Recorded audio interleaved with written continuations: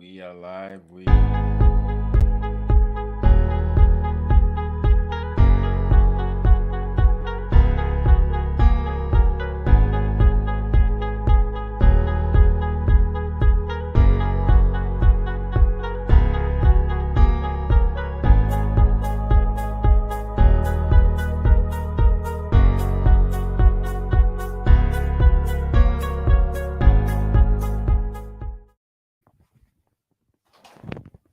Alrighty.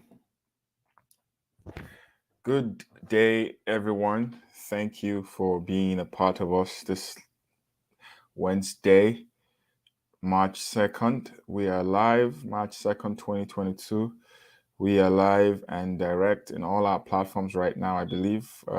Please do join us as we have more people joining us. Let's do a countdown. Thank you everyone for being a part of us today.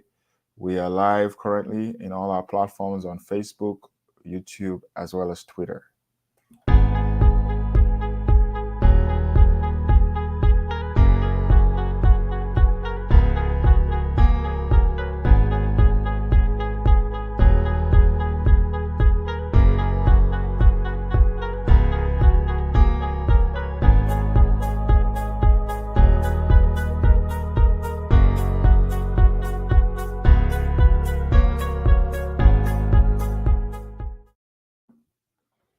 Yes, so we are live.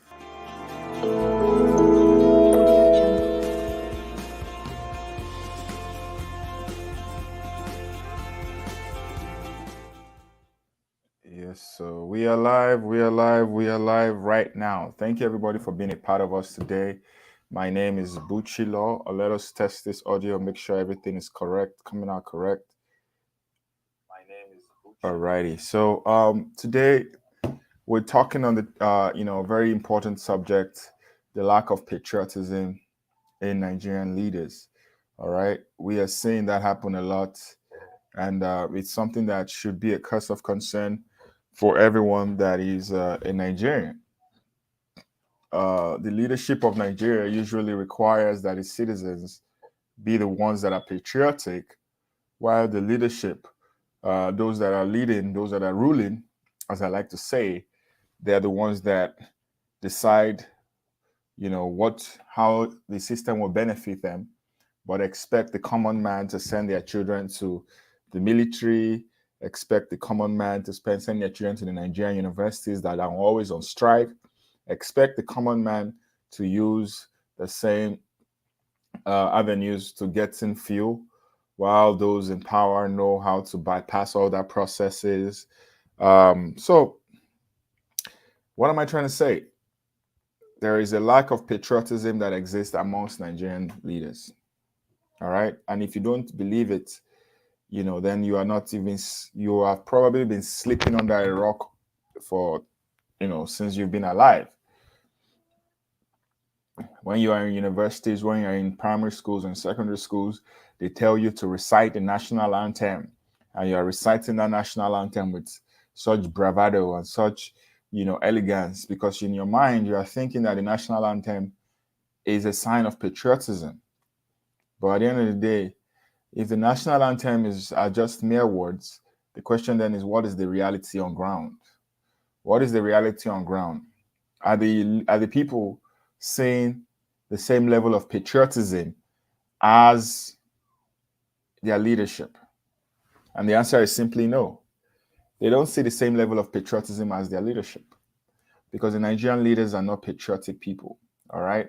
The Nigerian leaders are people who are there as roaches, vultures, and people who are only there for their own personal their own personal advancement. So if there are no patriotic leaders in Nigeria, why then should other nations care about, why then should other nations care about the people of Africa, of Nigeria? When in itself, we can all see that there are no patriotic leaders in Nigeria.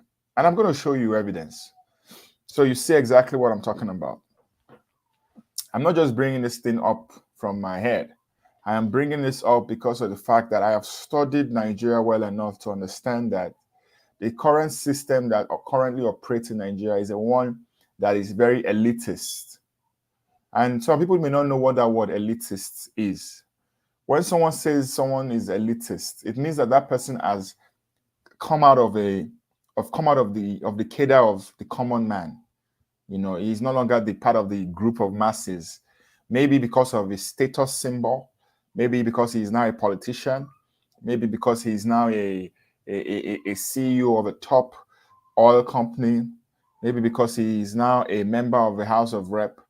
As soon as you cross that cadre, you know, and you now have police officers on your beck and call, you no longer, you know, have the same privileges or the same, problems like every common person that you see in the streets.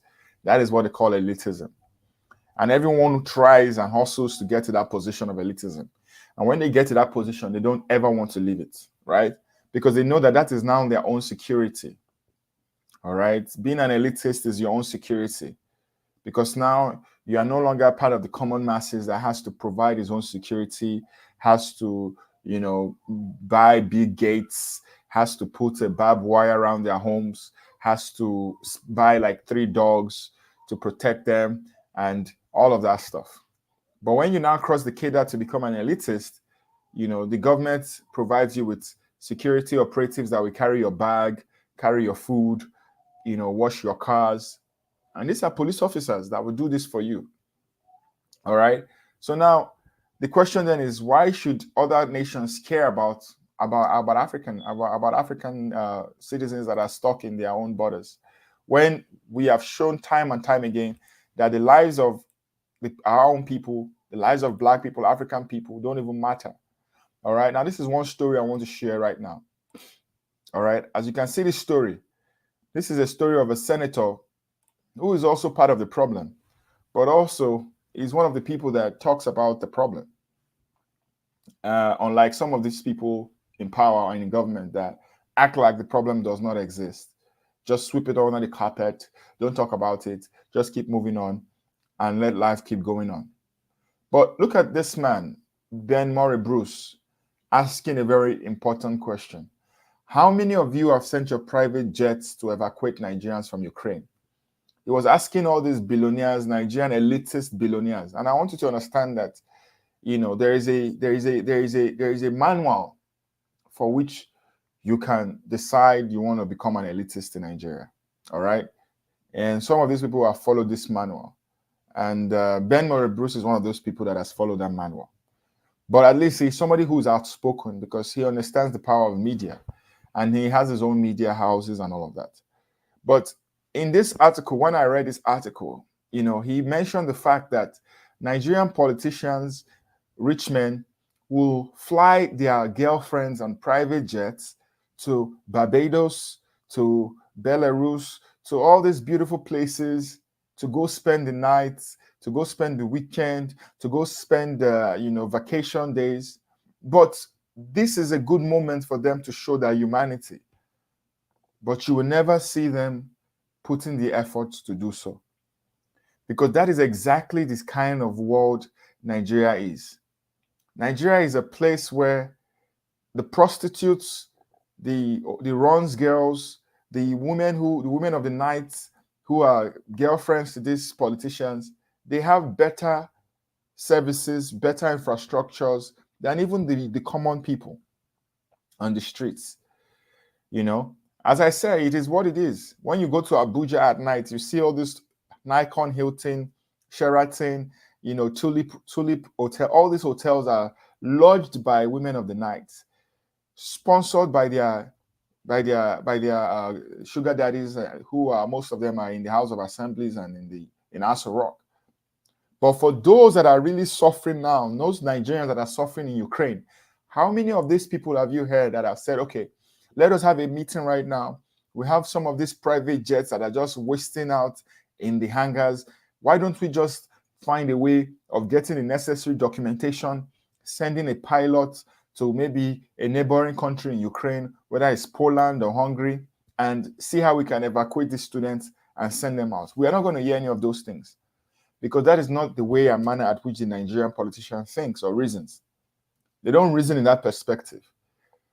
if it's anything that's going to disturb their own money-making venture, or anything that's going to stop their own livelihood, and anything that's going to inconvenience them, they don't like it. They don't like it. That is the reason why they take the highest earning salaries. They take the longest vacation days. And when they are even in the chambers, whether it's in the House of Rep or in the Senate, they are sleeping. All they do is just shout haze and no's, and that's it. They get paid their big checks, allowances, bonuses, and they move on with their lives. But today, my topic today is the lack of patriotism in Nigerian leaders and who suffers the effect of a failed leadership. I want you to know that the only people that suffer the effect of a failed leadership are the people itself. When the leadership has failed, the people who suffer the most are the common man.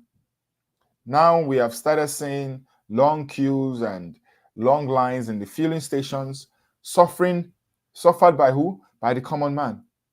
The common man has to buy his own data, and his data is not even guaranteed that will last him for a long time. The common man has to be the ones to line up in the queues to get fuel and fight his own common man in the filling stations and insult themselves, call themselves names, just because they are trying to get by with a country that has so many natural resources, oil and gas, but yet we cannot even say we have benefited from it as a nation. What is the benefit of Nigerians, of all these resources that it has had? What is the benefit? The smartest young people now are the ones that are seeing entertainment as an avenue to getting out of poverty. Because that is the only thing that the Nigerian government, they know they cannot touch. They will touch the cryptos, they will touch the financial institutions of people that are making money, they will touch education, but when it comes to entertainment, they will never touch it. Do you know why? Because they know that that is the only avenue to keep Nigerians, how was the word now? Spellbound. That's the only way you can keep Nigerians spellbound, the entertainment. So don't touch it. And any young person right now that is out there trying to go into university, I will tell you the honest truth. Do not waste your time. As soon as you are done with a high school certification, or as soon as you are done with your college, it's better for you to go and learn a trade. Go and learn a trade under somebody that you think you want to become like. If it's a business, go and learn a trade. If you can go and learn music, go and learn music. Go and make music. Sing anything that comes to your head. Sing it. Upload it online, on YouTube, on Spotify, on all these apps. Upload your music. It doesn't matter. But that education, that Nigerian education, it is good that you are educated, no doubt. But I would say that it is much more profitable for you to have money in your pockets and for you to have a source of livelihood than for you to waste your time in an educational system that will not even guarantee you a future. So it is better for you to start holding your future right now in your hands than to wait for a possibility of a non-graduation down the road. I don't know if I'm making sense. But the point I'm trying to make in essence is this. The Nigerian leaders at this point in time must have opened the eyes of every young person in Nigeria and let them realize that their opinion does not matter. The Nigerian leadership must let the people know now, especially young people, that education, as much as education is required and is good, for those that are seeing education as a way, go ahead. But as much as education is required and is good, it is not a guaranteed source of income in Nigeria. It is not guaranteed. Because no one is guaranteeing when you're going to graduate, and no one is also going to guarantee whether you're going to get a job. So how then are we going to hold on to that?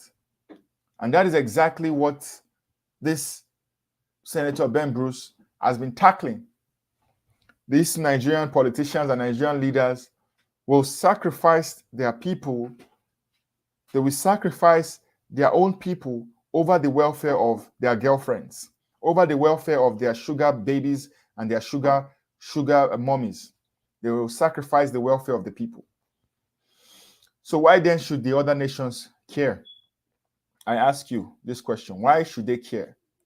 Ladies and gentlemen, you are only going to be considered by the people that you hang around with. All right?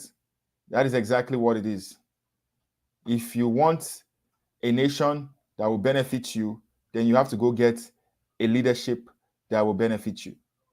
The Nigerian leadership doesn't care about the people. And I'm going to keep saying it over and over again. And this is what it is. Ben Murray Bruce is a typical example or a typical story of how the Nigerian leadership doesn't care about its own people. So let us not deceive ourselves. How long are we going to keep suffering? My question for you is, how long would we keep being hoodwinked by these bastards that are in power? These people that do not care about you or your father or your family, they don't care about anything. All they care about is their own pockets. How long are we going to be like this? I ask you. So let's ask ourselves. Now, this is another story I want to share. I want to talk to you about.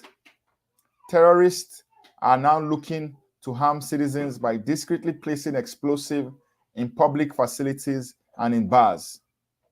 This is what the Kaduna government has told its people. All right? The Kaduna government has told its people that they have to be ready. They have to be ready to face bombs. They have to be ready to face bombs. No matter how much they try to run away from it, they can't run away from it. It is what it is. They have to be ready to face bombs. This is what they are telling their people. They are telling the people now in Kaduna that they have to be ready to see bombs placed discreetly. No protection, just be ready to face it. And when the bombs come, just know how to protect yourself from the shelling. That is what it is. Can you see the story up there? Terrorists are looking to harm citizens. The terrorists are looking to harm citizens by discreetly placing explosives in facilities such as schools, hospitals, bars, and places of worship. Now, the question is, having given this information to the public, what benefit is it to the public? What benefit is this information to the public? Oh, yes, we have to be careful where we go to. But how will this government protect the citizens? What have they done in the past to protect the citizens? You can't just tell people that they're placing explosives. What are you going to do to protect them? That is what they've not told the people. They've only told them what the terrorists are planning, but they've not told them what they're going to do to counter this. Because at the end of the day, lives will be lost, these bombs will explode, and nothing will be done about it. They'll be buried the next day according to their customs and their rights, and life will move on. And this same man would end up one day running for president of Nigeria or saying he wants to become president of Nigeria. What am I trying to say? It is time for everyone to open their eyes and see that the Nigerian government in itself doesn't have any plan for its people. These terrorists are looking to harm citizens. They've been placing explosives in the schools. They've been placing explosives in hospitals, in places of worship. This is enough reason why people should be saying, pray for this and pray for that. As we are praying for Ukraine, we must also realize that terrorists are in our backyards. As we are praying for Ukraine, we must realize that we are left on our own. Just the same way Ukraine, they're not even left on their own. They're still getting money from government, from other governments, and volunteers are coming to protect them. But you see, in this same Nigeria, where people are dying on a daily basis, nothing will be done about it. Nothing will be done about it. So let's tell ourselves the truth. The way things are going right now, if care is not taken, life is going to be very, very bad, and situations are going to even get worse.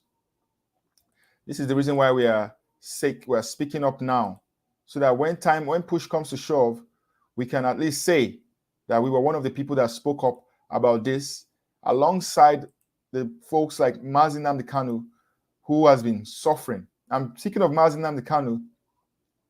Nnamdi Kanu has protested in the police, he has protested in DSS over the lack of access to lawyers on 3 occasions. Fundamental human rights. I wonder why the Nigerian Bar Association is not saying anything about what's going on. The Nigerian Bar Association has to speak up on behalf of Mazi Nnamdi Kanu.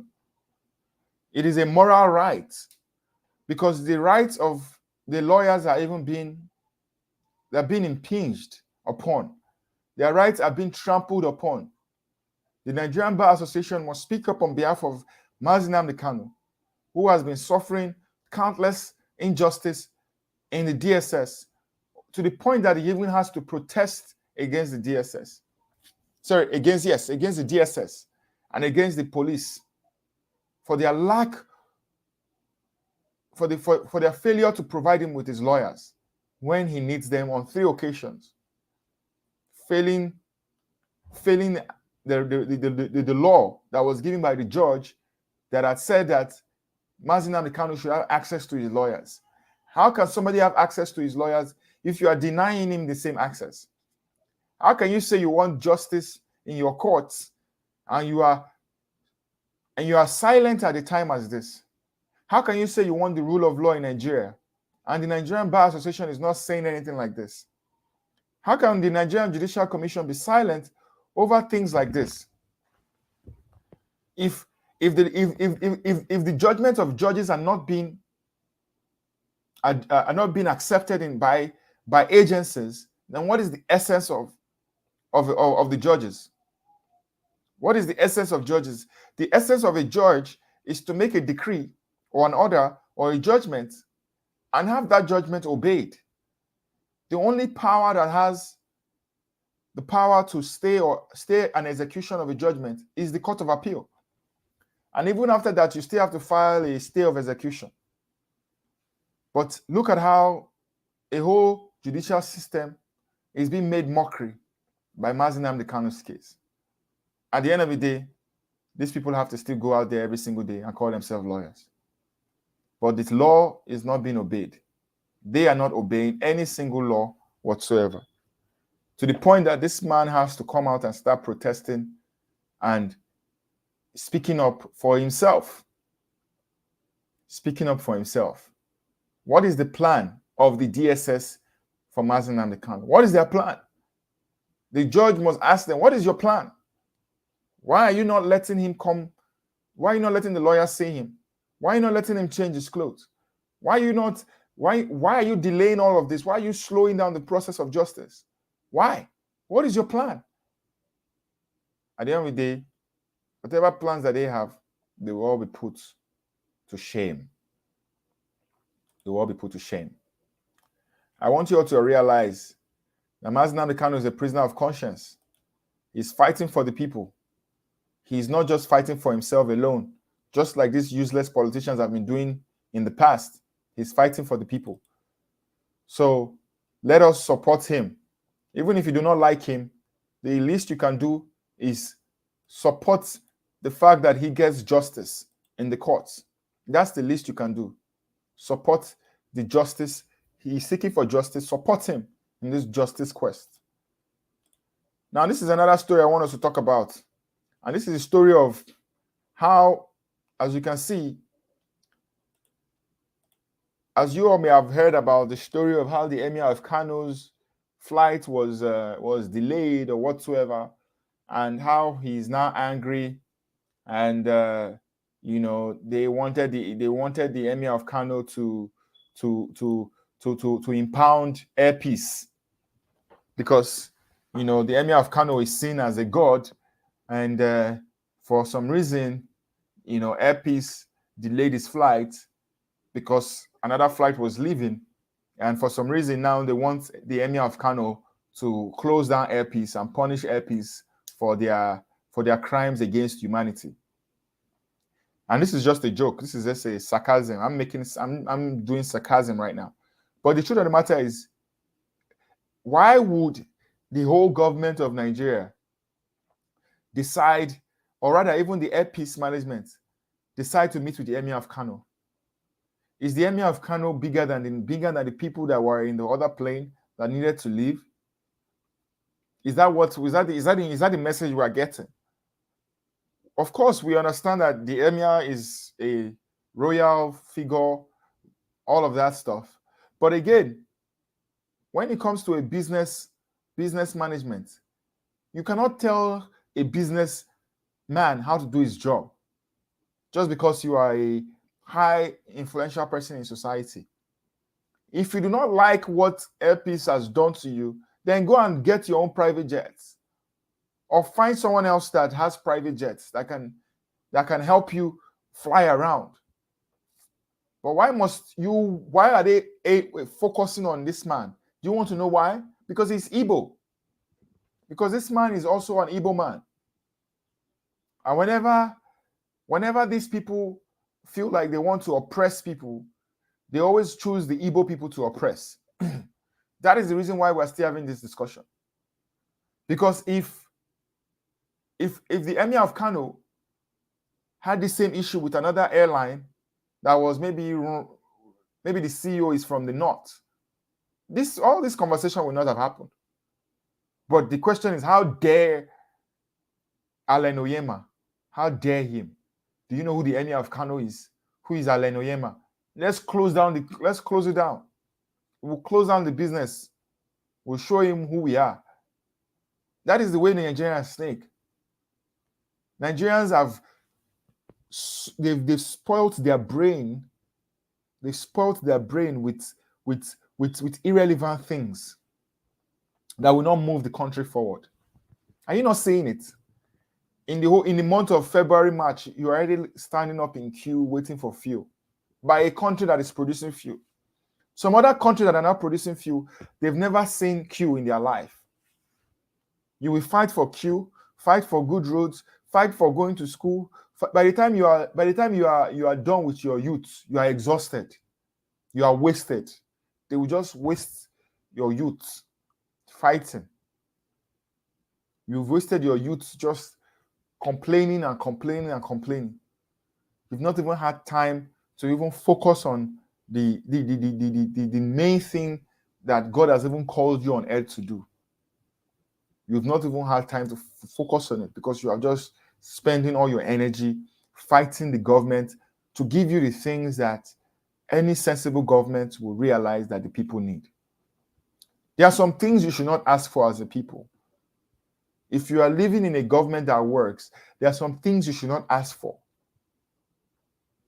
There's some things you should not ask for. There's some things that should not be on the manifesto of any politician. If any politician in 21st century is telling you, I will give you light, 24 hours light, I will give you healthcare, I will give you good roads, don't you see that they are playing with your destiny? That should not be what they should be talking about. Because by virtue of your leadership, you already should know that those things are required. You need to give the people good roads, light, healthcare, and things that will move their life forward. And if you're not giving the people these things, then what then is your role? Why then do you want to go into the office? But no one cares about these things because there's a lack of patriotism in Nigerian leaders. The Nigerian leaders want the people to be patriotic, but they don't want themselves to be patriotic. They don't want that responsibility. They would rather push that responsibility to the other people. Just like in the days of old, when Adam fell in the Bible, and God came and asked him, Adam, what happened? Immediately he said, God, is the wife that you gave me, the woman you gave me, she's the one who caused all of this wahala. I had no role to play in this. That is exactly what the people in Nigerian leadership are doing. They keep blaming the victims. They keep blaming the masses. Yes, it's the masses. They are at fault. They are the ones that are always destroying the railway. They are the ones that are always doing this. They're the ones that are always doing that. We do our own best. They never do it. You see, as much as the masses have a role to play in all of this, At the end of the day, it is the leadership that is at fault whenever there is a failure in any organization or in any nation. Take it as it is. Because if the people are looking for food to eat and they do not see food, the likelihood of them going to steal is very high. The likelihood of them going to crime is still very high. That is just the way of humankind, the way of nature. Now, not to talk of a government like Nigeria or a system like Nigeria.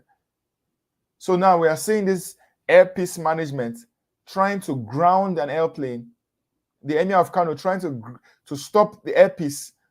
Now they are doing negotiation and they will have to apologize and all of these things just because one of the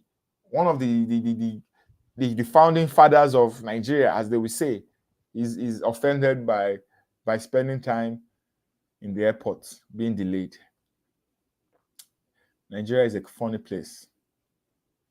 A funny place. And as time is going, other nations are making progress. We are here battling simple things that is not going to change us or is not even going to move our life forward. So let me just say this. While I share the next story, I want you all to be aware that this is the time now for us to start speaking up. Everybody must become a town crier. Everybody must start speaking up because everyone is waiting to become a victim. No one is being proactive. Everyone is being reactive. As you can see, the terrorists have taken over Suleja Mina Road near Nigeria's capital city in Abuja. I remember when I had a broadcast here the last time, I mentioned that very soon the terrorists are coming to take over Abuja. From the look of things, it is seeming like they are already there. They're already getting closer. And if you understand anything about any of these takeovers, if they take over the capital, they have taken over the nation. Forget whether they don't come to your village or whether they don't come. As long as they have taken over the capital, they've taken over the nation. As you can see, the terrorists have taken over Suleja Mina Road near Nigeria's capital city in Abuja. So let us all be ready. This is an awareness. As much as it may not be like it is happening right there, right now, but people who know what's going on know that things are happening and they're happening very fast. So be prepared, be careful, be vigilant, be aware, because these terrorists are coming and they are taking over places now in Nigeria.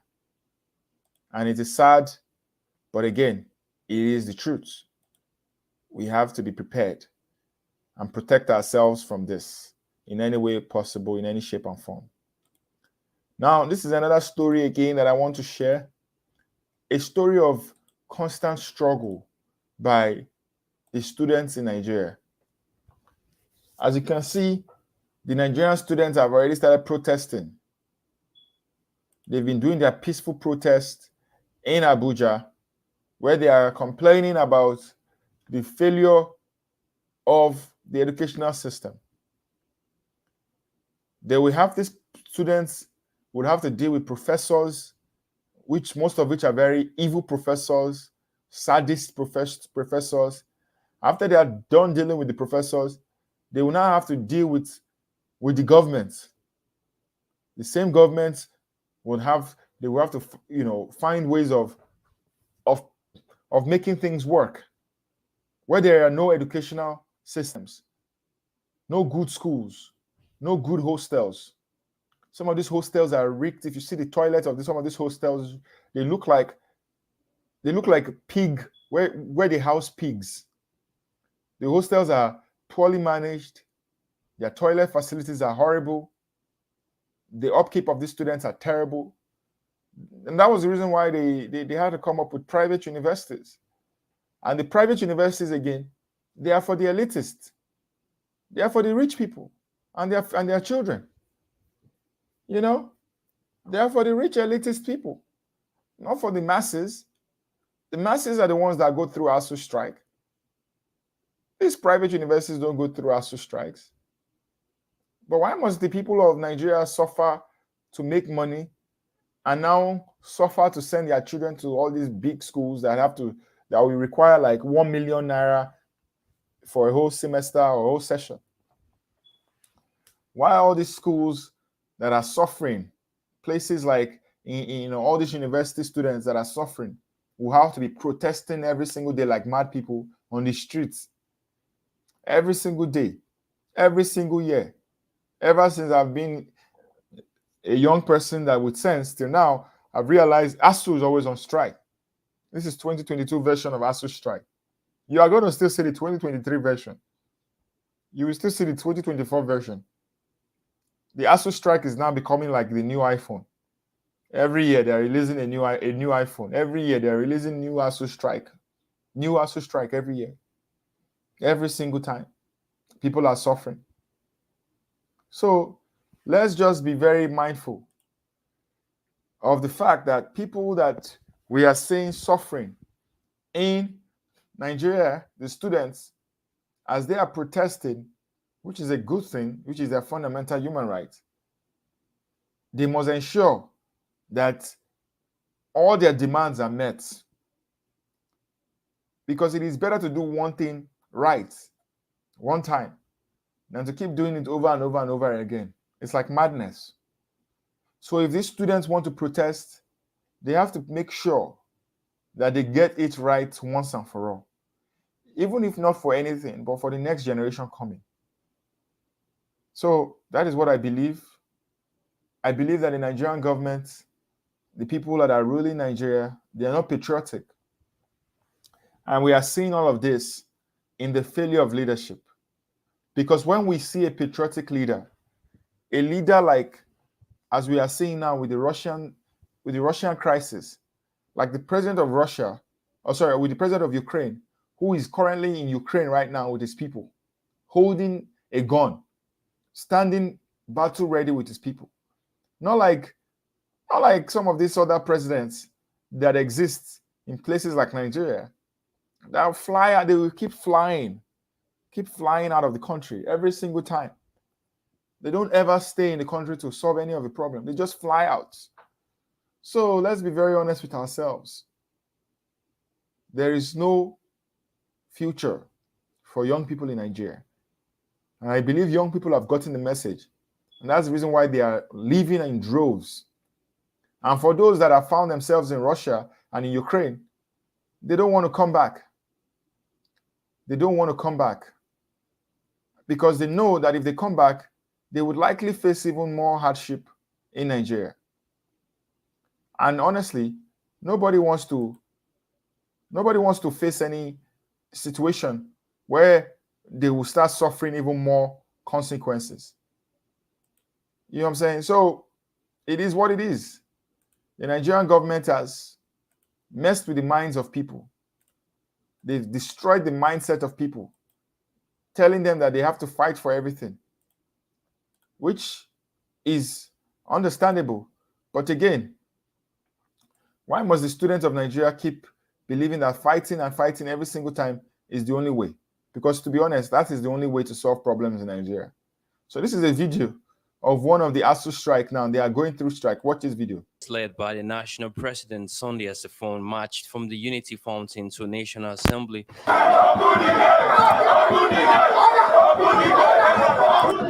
And finally, the Ministry of Education. We are so disappointed that this time, as our federal government, they said they are still renegotiating. What are they negotiating? They are negotiating in absence of the Nigerian students, who are critical stakeholders in the sector, who are critical stakeholders in what they are discussing. Imagine they are discussing the matter that affect our life, and we are not there.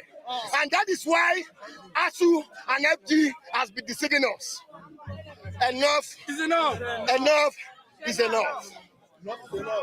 What we want ASU to call off this strike. The students expressed disappointment over the delay to reach a resolution between the government and ASU.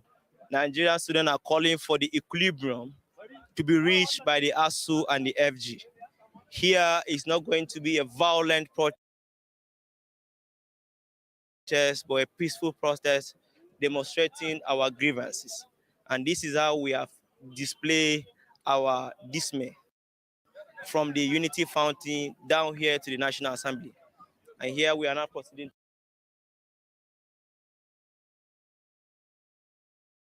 to the Federal Secretariat.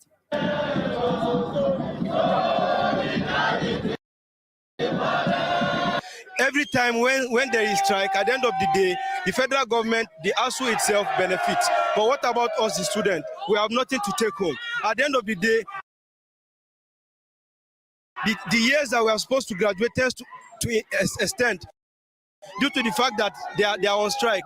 It's very painful because the previous times when we have been communicating with them, the ASU chapters in our region that they shouldn't follow for this strike.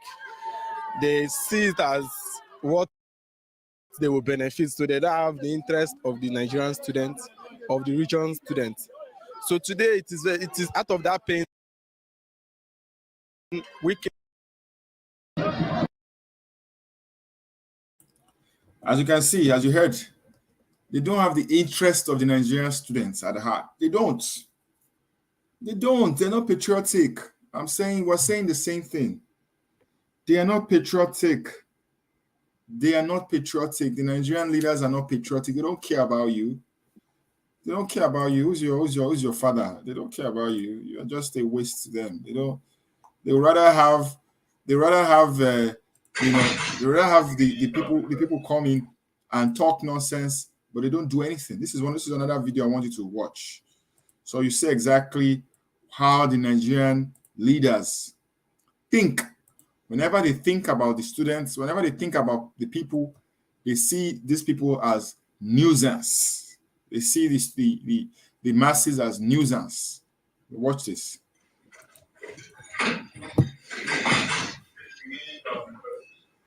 Yeah, from the State University. I'm the revolutionary president of that.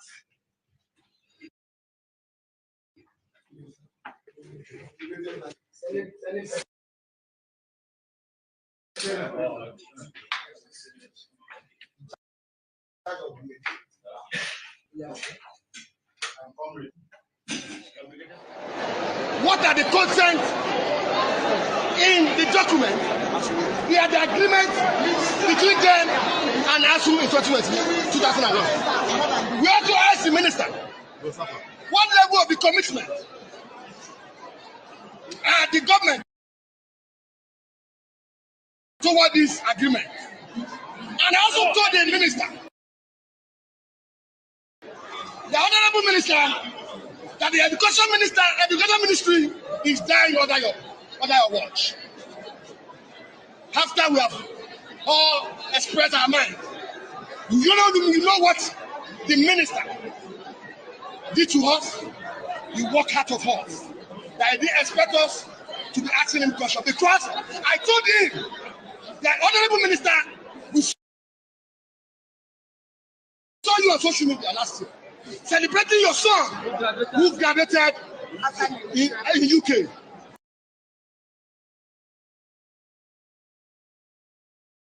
And he said that question should not be for him. And he walked out of us. What an insult. Because we asked a question that education ministry, education in this country is falling under your watch. And he said we don't have the authority to ask him that question. Oh, you did not say what you want to hear. Because he believes we'll be coming to his office. We are not an hallelujah boys of anybody. We are not puppets of anybody. We have the mandate of Nigerian students. And Nigerian students gave us the mandate. We have no fear. Adamu must leave. Adamu must go. Minister of Education must go. He must go. So our education sector, our students are outside. They said I should bring my high school so that we discuss with the minister. Unfortunately, the minister question. So, what else do you need to hear?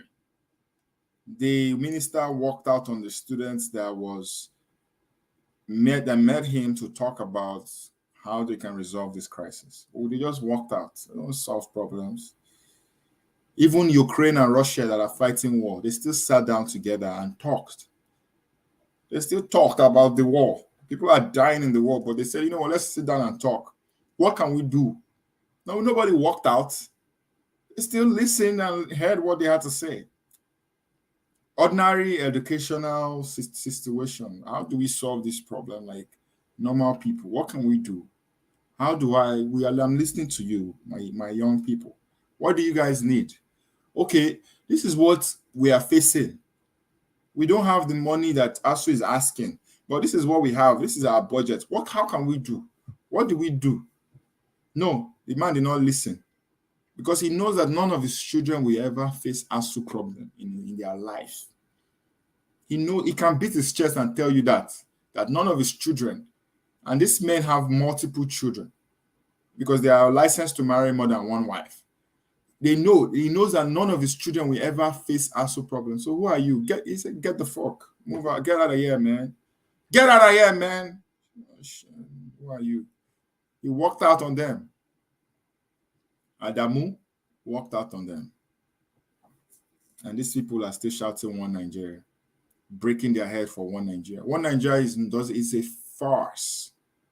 Nigeria that can never work. It's not a cause. Nigeria can work for one or two people, but as you say, as a collective, it can't work. Until we all come back and ask ourselves, what can we do to resolve this crisis? We're all going to be moving around in circles. That's my time, guys. I really appreciate everyone who has constantly supported us. I'm going to be live again this same week, so please be on the lookout for me. Thank you all for listening. Thank you all for being a part of my broadcast today. I really appreciate you. Again, my name is Buchi Law, and I'm an attorney, as well as a social and political commentator, an author, and a leadership coach. So please contact me, reach out to me if you have any questions or concerns, and I will be here to help you out. Thank you, and have a great day.